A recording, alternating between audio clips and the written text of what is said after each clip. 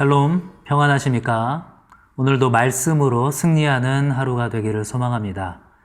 오늘 함께 묵상할 말씀은 2월 24일 수요일 에스겔서 33장 1절로 9절까지의 말씀, 큐티 본문 136페이지에 있습니다. 오늘 본문을 보시면 하나님께서 에스겔 선지자에게 한 비유의 말씀을 들어서 소명을 말씀하고 계십니다. 바로 에스겔 선지자에게 파수꾼이 되어라 라고 말씀을 하고 있습니다. 파수꾼은 누구일까요?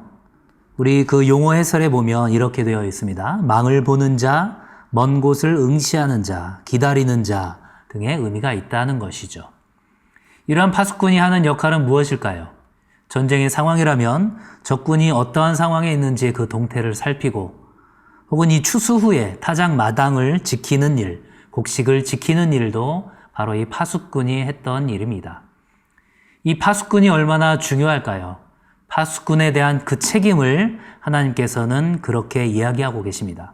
파수꾼이 온전히 그 상황을 전하게 된다면 그 죄값을 묻지 않겠다라는 것입니다.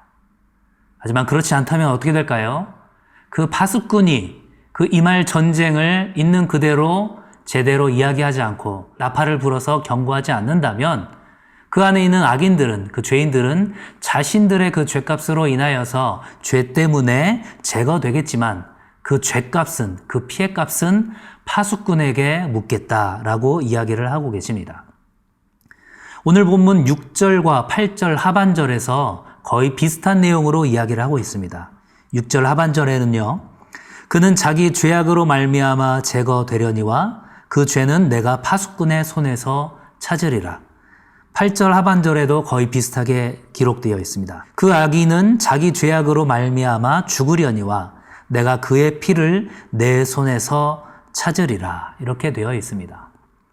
경고를 듣지 않은, 그 경고를 무시한 악인들은 자기 죄악으로 말미암아 제거되겠지만 경고를 제대로 하지 않는다면 그 파수꾼에게 죄값을 묻겠다라는 것입니다. 이러한 파수꾼처럼 에스겔에게 영적인 파수꾼의 역할을 감당하라. 이렇게 지금 하나님께서는 말씀하고 계시죠. 오늘 본문 7절에 이렇게 기록되어 있습니다. 인자야, 내가 너를 이스라엘 족속의 파수꾼으로 삼음이 이와 같으니라. 그런즉 너는 내 입의 말을 듣고 나를 대신하여 그들에게 경고할지어다. 아멘. 그들에게 경고를 하는 것은 바로 이 영적인 파수꾼의 가장 중요한 역할입니다. 이 파수꾼이 전쟁의 상황을 전달하는 것이 쉬울까요? 엄청나게 큰 동요가 있을 것이고 사람들은 엄청난 혼란에 빠지게 될 것입니다. 하지만 그런 혼란에 빠지게 될 것을 염려하고 걱정하고 혹은 내가 말을 해도 사람들이 듣지 않을 것이라고 생각하면서 그 적군의 상황을 제대로 이야기하지 않는다면 어떻게 될까요? 큰 경고의 상황에도 사람들이 듣지 않는다면 그 사람들의 죄악으로 인하여서 멸망하게 되겠지만 그러한 모든 것들을 경고하지 않는다면 파수꾼에게 그 모든 죄값이 돌아간다라는 것입니다. 굉장히 중요한 영적인 의미가 있는 오늘의 비유의 말씀입니다.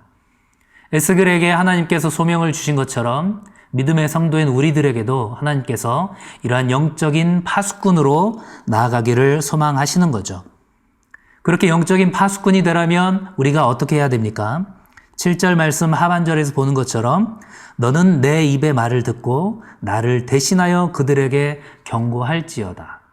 하나님의 말씀이 무엇인지 우리가 날마다 듣고 경청하면서 하나님의 말씀이 무엇인지를 잘 분별해야 하겠죠. 그리고 어떻습니까?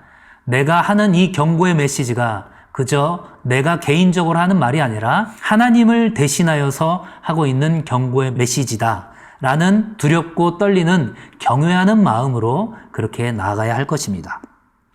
그렇게 정직하게 하나님의 말씀을 선포할 때 받아들이는 이의 반응을 우리가 염려할 필요가 없습니다. 그것을 받아들이게 하는 것은 우리의 능력이 아니라 바로 성령 하나님의 능력이라는 거죠.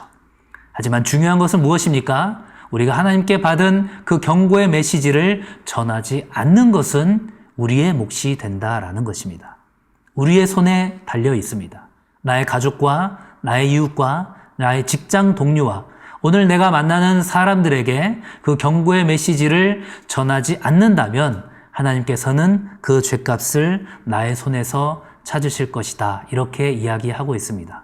두렵고 떨림으로, 그리고 내가 말하는 사람들에 대한 그런 정죄의 마음이 아니라 하나님께서 품으셨던 그 긍휼의 마음으로 우리가 임박한 재림과 심판에 대한 메시지를 그렇게 전하게 될 때 하나님의 마음이 그들에게 온전히 전달될 것입니다. 바라기는 우리가 에스겔과 동일한 그러한 소명을 받은 자라는 것들을 생각하면서 오늘 내가 만나는 모든 사람들에게 그 임박한 재림과 심판의 메시지를 두렵고 떨림으로 전할 수 있는 우리 모두가 될 수 있기를 주님의 이름으로 간절히 축원합니다. 감사합니다.